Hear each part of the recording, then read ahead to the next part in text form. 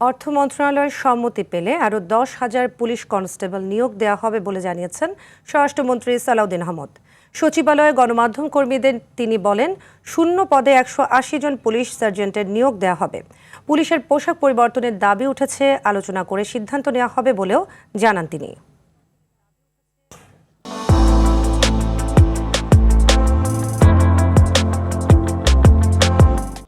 আজকে 180 জন police surgeon নিয়োগের জন্য আমরা নির্দেশ দিয়েছি।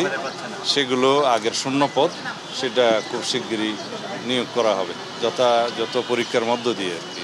অর্থ মন্ত্রণালয়ের ক্লিয়ারেন্স পেলে খুব শিগগিরই আমরা প্ল্যান করতেছি আরও 10,000 নতুন কনস্টেবল নিয়োগ করা হবে দ্রুততার সাথে।